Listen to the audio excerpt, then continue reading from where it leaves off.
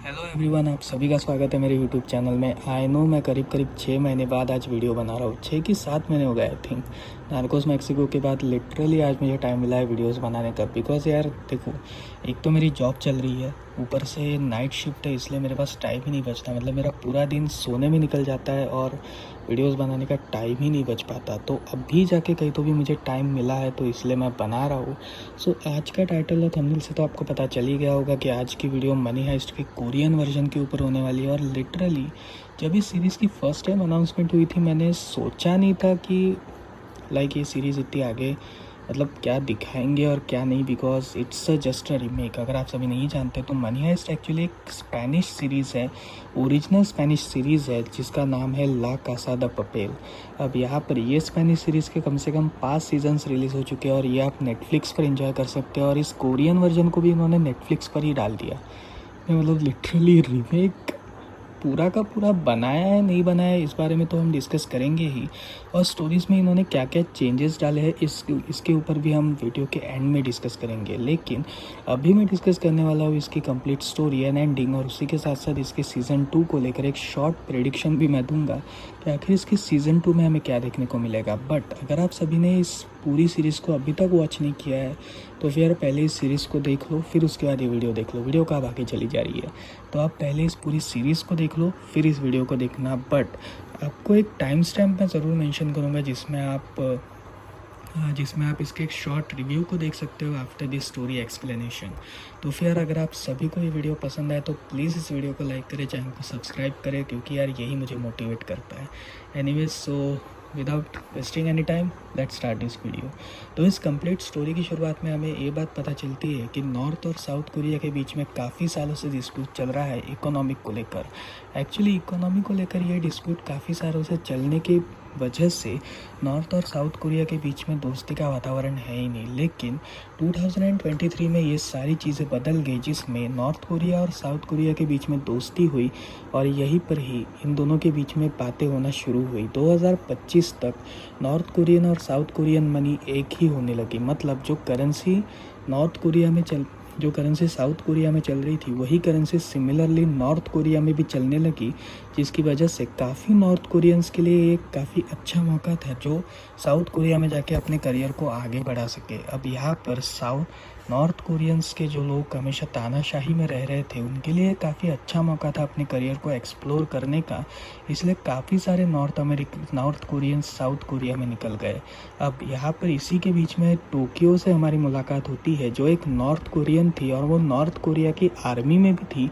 But army को छोड़कर उसने डिसाइड किया था कि वो अब साउथ कोरिया में अपनी किस्मत आजमाएगी, इसलिए वो साउथ कोरिया में जाना प्रीफर करती है और उसी जॉब की तलाश में वो लग जाती है। उसी वक्त उसकी मुलाकात एक रिक्रूटर से होती है, बट वो रिक्रूटर उसके साथ ज़बरदस्ती करने का ट्राई कर रहा था, इसलिए वो उस रिक्रूटर को ख़त्म कर देती है। जिसके बाद उसकी फ़ोटोज़ और उसके साथ साथ उसकी फ़ोटोज़ अखबार और टेलीविजन्स में आ चुकी थी और वो मोस्ट वांटेड क्रिमिनल बन चुकी थी। बट यहाँ पर इन सारी चीज़ों से उसे बचाते हुए प्रोफेसर नाम का एक कैरेक्टर हमारे सामने आता है, जो एक काफ़ी होशियार शख्स था और वो एक प्लान टोक्यो को बताता है। अब यहाँ पर ये जो प्लान है ये एक्चुअली 4 ट्रिलियन वॉन्स को चुराने का प्लान है। अगर आप सभी वॉन्स नहीं जानते तो वॉन्स एक्चुअली एक ऑफिशियल करेंसी है कोरिया की। जैसे इंडिया में रुपीज़ है उसी तरीके से वहाँ पे वॉन्स होते हैं और 4 ट्रिलियन वॉन्स वो चुराने की बात करता है। टोक्यो इस बात से काफ़ी हैरान हो चुकी थी और तब वो उनके इस प्लान को एग्री कर लेती है, क्योंकि उसके पास अभी कुछ होने के लिए बचा ही नहीं था। एनीवेज, तो हमारी मुलाकात सीरीज़ के मेन कैरेक्टर से होती है और लिटरली इनकी इंट्रोडक्शन वापस हमें दिखाई जाती है जो हमें पुरानी इसमें दिखाई गई थी। But anyways, let's start the introduction. सबसे पहले कैरेक्टर का नाम है बर्लिन एक्चुअली पहले नॉर्थ कोरिया के जेल में कैद था और उसने काफ़ी टाइम जेल में गुजारा है, जिसके बाद उसने उसी जेल को तोड़कर वो चाइना से साउथ कोरिया आया। साउथ कोरिया में आने के बाद वो वहाँ पे चोरियाँ करना शुरू कर दिया, जिसकी वजह से उसने धीरे धीरे करके चोरी करके अपना नाम बनाया। सेकंड शख्स का नाम था रियो एक्चुअली डॉक्टर का बेटा था और एक काफ़ी अमीर का बेटा था, बट वो अपनी फादर की अमीरियत को पसंद नहीं करता था, इसलिए वो हैकिंग के क्षेत्र में घुसा। हैकिंग कर करके उसने काफ़ी सारी सिस्टम्स को हैक किया था और प्रोफेसर को एक हैकर की ज़रूरत थी इन पूरी चोरी के दौरान। तीसरे कैरेक्टर का नाम है नायरोबी। नायरोबी एक्चुअली एक काफ़ी बहरूपिया टाइप की शख्स है जो हमेशा लोगों से झूठ बोलती है और लोगों को ठगती है, और इसलिए प्रोफेसर को एक ऐसे चोर की ज़रूरत थी जो बाकी के हॉस्टेजेस को मोटिवेट कर सके और उनसे उनका काम निकलवा सके। चौथे कैरेक्टर का नाम था डेनवर। डेनवर एक्चुअली एक काफ़ी अलग टाइप का बंदा था जो पहले नॉर्थ कोरिया में था, लेकिन चाइना से वो साउथ कोरिया में आया और साउथ कोरिया में वो स्ट्रीट फाइट में घुस गया। स्ट्रीट फाइट में घुसने की वजह से उसने काफ़ी सारे पंगे और लोचे लपाटे किए, बट वो बाद में बच गया and he involves in professor plan. फिर उसके बाद चौथे कैरेक्टर का नाम है मॉस्को। मॉस्को एक्चुअली डेनवर का फादर है और वो भी तिजोरी विजोरी खोलने के काम आता है। काफ़ी सारी तिजोरियों को वो खोल चुका है और काफ़ी सारी सुरंगें वो खोद चुका है, इसलिए प्रोफेसर को एक ऐसे शख्स की ज़रूरत थी एग्जिट बनाने के लिए। पाँचवें और छठवें शख्स का नाम था हेलसिंकी और ओस्लो। ये दोनों एक्चुअली जुड़वा भाई थे एंड ये दोनों पहले एक फाइटिंग क्लब चलाया करते थे, मतलब सुपारी किलर्स थे, लेकिन बाद में इन्होंने अपनी सुपारी किलिंग का धंधा बंद करके साउथ कोरिया में छोटी मोटी चोरियाँ करना शुरू की। और ये सभी लोग हाइस्ट करने का प्लान करते हैं कोरियन मिंट नाम के एक बैंक को, जो एक्चुअली नॉर्थ कोरिया और साउथ कोरिया के बीच में सेट है। अब यहाँ पर ये स्टोरी 2025 में सेट है, इसलिए ये सिर्फ एक प्रेडिक्शन है। एनीवेज इसके बारे में अभी तक किसी को कुछ भी नहीं पता। एनीवेज सो कहानी डायरेक्टली हाइस्ट के टाइम पे शिफ्ट होना स्टार्ट होती है, जिसमें हमें पता चलता है कि ये जो सारे लोग थे, जो सारे चोर थे, इन्होंने एक मनी ट्रक को हाईजैक किया था और वहाँ के ड्राइवर्स और सिक्योरिटी गार्ड का भेस बनाकर ये लोग बैंक के अंदर घुस चुके थे। और जिस दिन ये सारे कांड होने वाले थे उसी दिन एक बच्चों की फील्ड ट्रिप भी इस बैंक में ऑर्गेनाइज करी जाने वाली थी, जिसमें अमेरिकन एम्बेसडर की बेटी भी थी। और यहाँ पर हमें ये बात पता चलती है कि जो इस बैंक का डायरेक्टर था वो अपनी सेक्रेटरी को ही प्रेग्नेंट कर चुका था, और जब उसकी सेक्रेटरी उससे ये बारे में बात करती है तब वो इस बात से डिनाई करता है और उसे छोड़ देता है। और तभी अचानक से चोर बैंक में घुस जाते हैं। अब सारे चोर बैंक में घुस चुके थे और एक ने भी पुलिस को खबर करने से मना कर दिया था, इसलिए पुलिस को इस बारे में कोई भी आइडिया नहीं था। बट यहाँ पर 2-3 घंटे वेट करने के बाद ये सभी लोग बेल बजा देते हैं प्रोफेसर के कहने पे, और प्रोफेसर यहाँ पर इन सभी को वॉच कर रहा था। अब सारी सेटअप वेटअप होने के बाद जब पुलिस वालों को खबर मिलती है तब कुछ पेट्रोलिंग वैन्स बैंक के सामने आती है, बट जो चोर थे वो उन्हीं पेट्रोलिंग वैन्स के ऊपर अंधाधुंध फायरिंग करना शुरू करते हैं, जिसकी वजह से वो पेट्रोलिंग वैन्स बैकअप बुलाना शुरू करती है। अब ये सारा प्रोफेसर का प्लान था, क्योंकि वो सबको ये बताना चाहते थे कि हम लोग उस बैंक के अंदर घुस चुके हैं। एक्चुअली पूरा कोरिया इस पूरे मामले को रफा दफा करना चाहता था कोरियन गवर्नमेंट, क्योंकि जल्द ही नॉर्थ कोरिया और साउथ कोरिया के बीच में एक बहुत बड़ी समिट होने वाली थी और ये समिट को कोई बाधा ना पहुंचे, इसलिए वो इस मामले को जल्द से जल्द रफा दफा करना चाहती थी। पुलिस का एक बहुत बड़ा कैंप बैठा और इसी बीच हमारी मुलाकात होती है सुन नाम के एक पुलिस ऑफिसर से, जो एक नेगोशिएटर थी, और उसी के साथ उसके साथ होता है कैप्टन, उसी के साथ होता है नॉर्थ कोरिया का एक कैप्टन जो नॉर्थ कोरियन गवर्नमेंट ने वहाँ पे भेजा था। अब इन दोनों को एक साथ काम करना था, जिसमें जो नॉर्थ कोरिया का कैप्टन था वो एक काफ़ी हिंसाचार व्यक्ति था और काफ़ी हिंसा में वो बिलीव रखता था, इसलिए वो अपने पहले सोल्जर्स को वहाँ पे भेजने का ट्राई करता है। बट जो चोर थे वो ऑलरेडी होशियार हो चुके थे, क्योंकि प्रोफेसर ने पूरी प्लानिंग कर रखी थी, इसलिए उन चोरों ने हॉस्टेजेस को ही चोरों का ड्रेस पहना कर पुलिस वालों के सामने खड़ा कर दिया, जिसकी वजह से नॉर्थ कोरिया का जो कैप्टन था उसका ये प्लान फेल हो चुका था। और यहाँ पर जो वू थी उसने डिसाइड किया कि वो अब नेगोशिएट करके इस पूरे मामले को रफा दफा करेगी।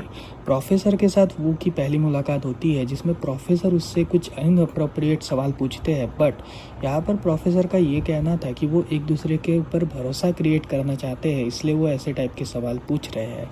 बट यहाँ पर वो इस बात से डिनाई कर देती है और फ़ोन कट हो जाता है, जिसके बाद हमें ये बात पता चलती है कि वो थोड़ा इंटरवल लेने के लिए एक कैफ़े में जाती है और उस कैफ़े के ओनर और कोई नहीं बल्कि प्रोफेसर रहते हैं। एक्चुअली प्रोफेसर और वो एक दूसरे को काफ़ी कम समय से जानते थे और इन्हीं 2 महीने से वो एक दूसरे को जानते थे और उन्होंने काफ़ी दोस्ती एक दूसरे के साथ बढ़ाई थी। बट वो का रिसेंटली ही डिवोर्स हो चुका था, इसलिए वो प्रोफेसर के साथ एक नए रिलेशनशिप के लिए रेडी नहीं थी। अब यहाँ पर हम ये देखते हैं कि जो चोर थे उन्होंने पैसे प्रिंट करना शुरू कर दिया है और इसी प्रिंटिंग के बीच में हमें कोरियन मिंट का जो डायरेक्टर था वो एक शख्स को ये कहता हुआ बोलता है कि मेरे मेरे कैबिन में एक स्मार्ट वॉच है और अगर वो स्मार्ट वॉच मेरे हाथ में आ गई तो मैं काफ़ी सारी चीज़ें चेंज कर सकता हूँ। इसलिए वो अपनी सेक्रेटरी से इस बारे में बात करता है। अब यहाँ पर सेक्रेटरी और कोरियन बैंक के डायरेक्टर के बीच की बातें डेनवर सुन लेता है। मतलब डेनवर उन दोनों के बीच की बातों को समझ लेता है, जिसकी वजह से डेनवर उस लड़की से बात करता है, जहाँ पे उसे ये बात पता चलती है कि वो सेक्रेटरी इससे प्रेग्नेंट है, यानी डायरेक्टर के थ्रू वो प्रेग्नेंट है, जिसकी वजह से वो उसके साथ थोड़ा नरमी से पेश आता है। बट यहाँ पर वो सेक्रेटरी डेनवर को चकमा देकर स्मार्ट वॉच उस कोरियन मेंट के बैंक के डायरेक्टर को सौंप देती है, जिसके बाद वो डायरेक्टर कॉल करने की कोशिश करता है। बट यहाँ पर बर्लिन को इस बारे में पता चल जाता है और यहाँ पर बर्लिन जो था वो सबकी तलाशी लेना शुरू कर देता है। धीरे धीरे करके जो पुलिस वाले थे वो उस वॉच में एक लिंक शेयर करते हैं और अगर उस लिंक को क्लिक किया जाए तो उस लिंक के थ्रू वो पूरी बातें चोरों की सुन सकते थे और इससे वो उनके ऊपर सर्वेलेंस रख सकते थे। और यहाँ पर वो लिंक सेंड होने के बाद जैसे ही कोरियन मिंट का डायरेक्टर उसे क्लिक करता है, बर्लिन उसे ये करता हुआ देख लेता है और यहाँ पर वो ये घड़ी अपनी सेक्रेटरी को सौंप देता है, जिसके बाद सबकी चेकिंग होती है। और उस चेकिंग में जब सेक्रेटरी के हाथों में वो घड़ी दिखती है तब बर्लिन डेनवर से कहता है कि वो उसे शूट करे। बट यहाँ पर डेनवर ये नहीं करना चाहता था, इसलिए वो उसके पैर पे शूट करता है ताकि सबको ऐसा लगे कि वो सेक्रेटरी मर चुकी है, बट एक्चुअली वो मरी नहीं थी। अब डेनवर के फादर जब ये बात सुनते हैं तब वो इस बात से काफ़ी नाराज़ हो चुके थे और वो ये डिसाइड करते हैं कि वो सरेंडर कर देंगे। बट डेनवर उसे मना लेता है। जैसे ही मॉस्को इस बैंक से बाहर निकलता है तब सारे पुलिस वाले उसके पास कवर दे देते हैं, लेकिन यहाँ पर चोरों ने हॉस्टेजेस को ही मास्क पहना कर बाहर किया हुआ था, जिसकी वजह से कोई किसी के ऊपर शूट नहीं करता। और यहाँ पर कोरियन मिंट के बैंक का डायरेक्टर जो था वो चोरों को मारने की कोशिश कर रहा था, लेकिन पुलिस वालों को ऐसी गलतफहमी होती है कि वो एक्चुअली एक चोर है, इसलिए वो उसी के ऊपर स्नाइपर से शूट कर देते हैं। लेकिन गोली उसके सीधे सीने में घुसती है बट वो मरता नहीं है, जिसके बाद हमें ये पता चलता है कि जो कोरियन मिंट का डायरेक्टर था वो इस सबका मेन पार्टी है, वो और अमेरिकन एम्बेसडर की बेटी। तो इसलिए इन दोनों का बचना काफ़ी ज़रूरी है और अगर ये दोनों में से कोई भी मरा तो बाद में दिक्कतें पुलिस वालों के ऊपर ही आ सकती है। इसलिए वो ये डिसाइड करते हैं कि वो प्रोफेसर से बात करके अंदर एक सर्जन की टीम को भेजेंगे। अब यहाँ पर प्रोफेसर इस बात से एग्री कर लेता है, जिसके बाद एक सर्जन की टीम के साथ जो नॉर्थ कोरिया के कैप्टन थे वो भी अंदर आ जाते हैं ताकि वो सबके ऊपर नज़र रखे और हालत का जायज़ा ले। बट यहाँ पर जो चोर थे उन्हें ये बात पता चल चुकी थी प्रोफेसर की। तो एक्चुअली प्रोफेसर उस कैंप में गए थे जब वो की माँ का फ़ोन आया था रिगार्डिंग कि उसके जो एक्स हस्बैंड है वो उसकी बेटी को खाना खाने के लिए लेकर गए हैं। और यहाँ पर उन दोनों के बीच की डिवोर्स प्रोसीडिंग अभी भी चल रही थी, इसलिए तभी प्रोफेसर इस मौके का फ़ायदा उठाकर पूरे कैंप को देख लेते हैं और उस कैप्टन को भी पहचान लेते हैं, जिसमें वो पूरे टीम को ये कहते हैं कि उस कैप्टन के ऊपर नज़र रखो। और यहाँ पर प्रोफेसर जब कैमरा के थ्रू उन सबको देख रहे थे तभी उसे ये बात पता चलती है कि जो उस नॉर्थ कोरिया के कैप्टन का चश्मा है वो थोड़ा सा डिफरेंट है एज़ कम्पेयर टू जो उसने पहले पहना था। इसलिए उन्हें ये शक होता है कि शायद से उसी के साथ कुछ अनवांटेड मेहमान भी अंदर आ चुके हैं। और ये बात सच निकलती है क्योंकि नॉर्थ कोरिया के कैप्टन और सर्जन्स के ग्रुप के साथ एक अनप्लान्ड मतलब एक एजेंट्स का ग्रुप भी बैंक के अंदर घुसने का ट्राई करता है ताकि वो हॉस्टेजेस के साथ मिलकर बाद में चोरों को ही ख़त्म कर सके। बट यहाँ पर सारा पाजा पलट जाता है, जिसमें बर्लिन के प्लान के साथ सभी लोग अपने अपने मास्क चेंज करते हैं। और यहाँ पर नॉर्थ कोरिया का पुलिस ऑफिसर काफ़ी डर जाता है। मतलब ऑपरेशन पूरा करने के बाद जैसे ही वो बाहर निकलता है वो पूरी टीम को निर्देश देता है कि किसी को भी अंदर जाने की ज़रूरत नहीं है। बट यहाँ पर जो टीम के कैप्टन थे वो ऑलरेडी घुस चुके थे, इसलिए वो अपनी टीम को जाने को कहते हैं और वो मिंट के अंदर ही रुकते हैं। मिंट के अंदर रुकने के बाद वो मिंट के डायरेक्टर को और उसी के साथ साथ उसकी सेक्रेटरी को और उसी के साथ साथ एम्बेसडर की बेटी को अपने साथ करते हैं और वो पहला हमला करने का ट्राई करते हैं। बट यहाँ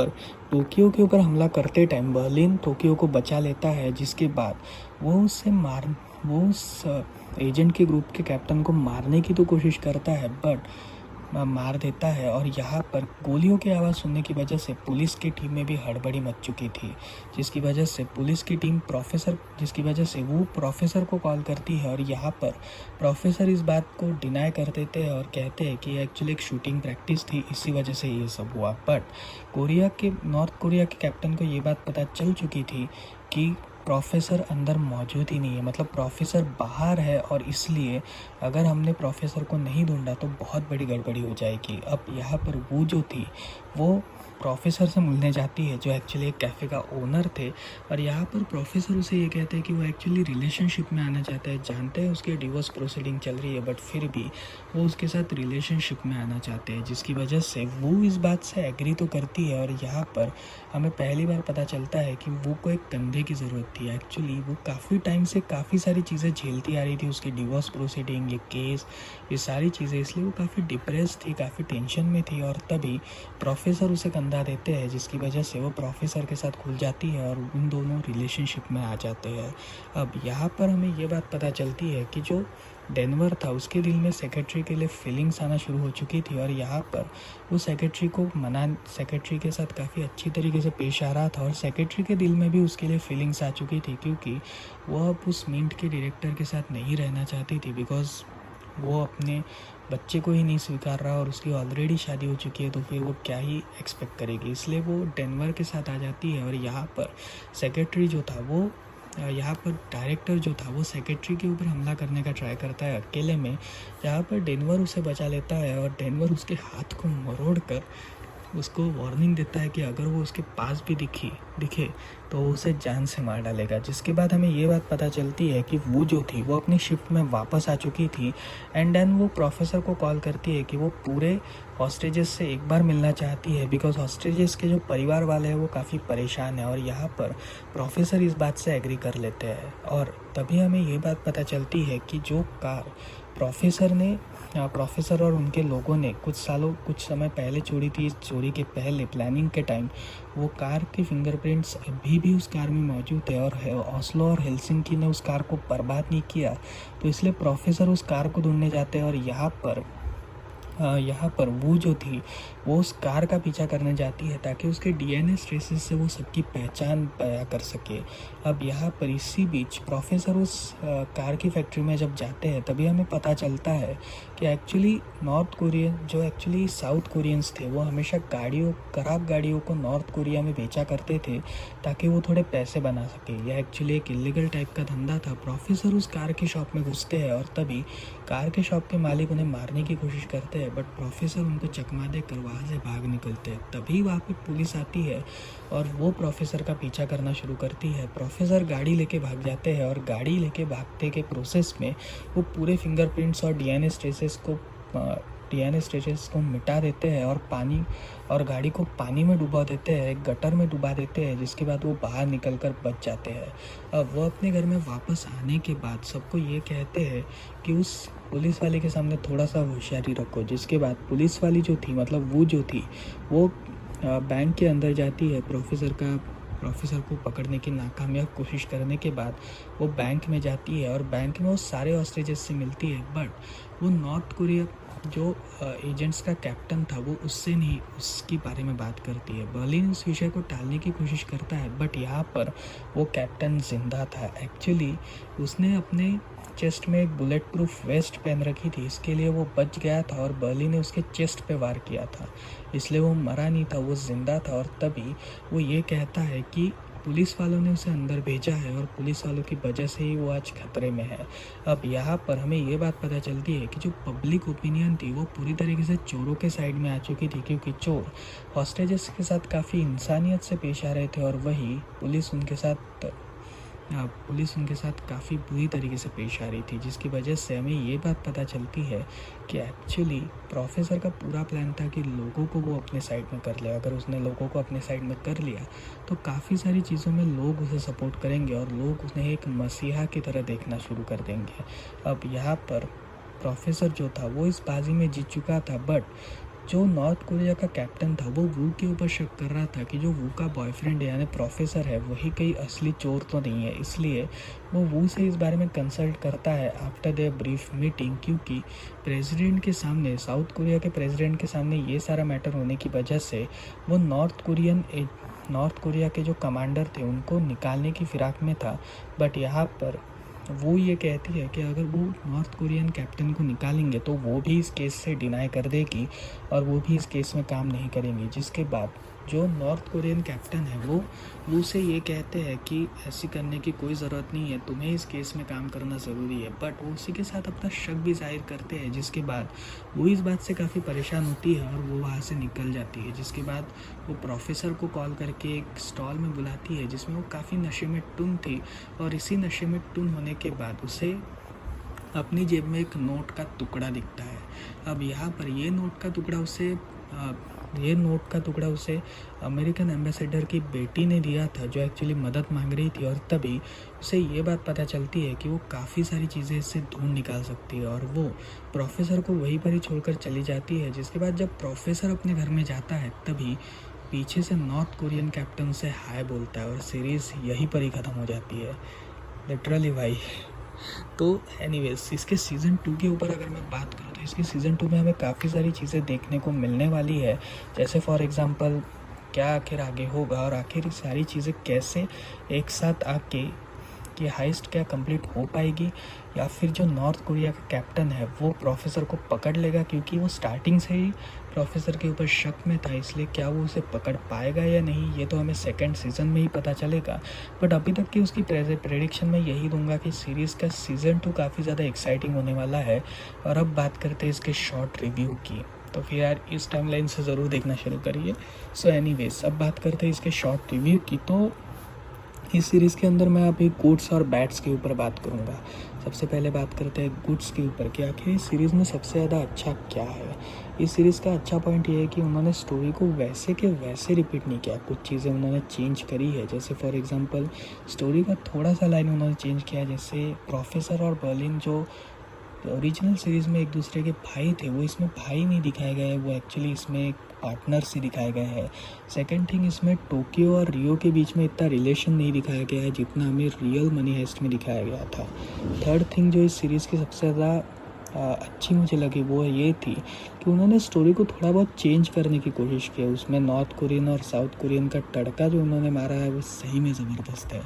अब बात करते हैं इस सीरीज़ के कुछ बैड एलिमेंट्स की, और लिटरली यार देखो बैड एलिमेंट्स मेरे पर्सनल ओपिनियन है, अगर आप सभी इस ओपिनियन से एग्री करते हो तो ठीक है, नहीं करते तो फिर यार मैं कुछ नहीं कर सकता। बट इस सीरीज़ का मुझे प्रोफेसर ज़्यादा अच्छा नहीं लगा, मतलब या प्रोफेसर था कैरेक्टर बढ़िया, बट वो इतना कमाल का नहीं था जितना वो पहली सीरीज़ में था। अगर आप सभी पहले मनी हाइस्ट को देखते हो और मनी हाइस्ट को आप काफ़ी सालों से देखते आ रहे हो, तो जो एल्वा मोर्टे जो एक्चुअली जिन्होंने पहले सीरीज़ में जो स्पेनिश सीरीज़ थी उसमें प्रोफेसर की भूमिका प्ले करी थी, उन्होंने एक स्टैंडर्ड सेट किया था प्रोफेसर के रोल का, जो स्टैंडर्ड ये प्रोफेसर सेट करने में थोड़ा नाकामयाब हुआ सीज़न 1 में। मतलब वो काफ़ी कमज़ोरी दिखाया गया मुझे, मतलब ऐसा नहीं जैसा एल्वा मोर्टे ने उस कैरेक्टर को प्ले किया था। बट या एक चीज़ ज़रूर कहूँगा कि कुछ नया ट्राई करने की कोशिश करी गई है, और यही नयापन शायद से सीरीज़ को एक अलग वे में हमारे सामने रिप्रेजेंट करेगी, ऐसा भी लगता है। सो एनीवेज देखते हैं अभी सीज़न 2 में हमें क्या क्या देखने को मिलेगा। तो फिर यार ये थी इस मनी हाइस्ट की कंप्लीट स्टोरी। आपको कैसी लगी मुझे कमेंट सेक्शन में ज़रूर बताइएगा,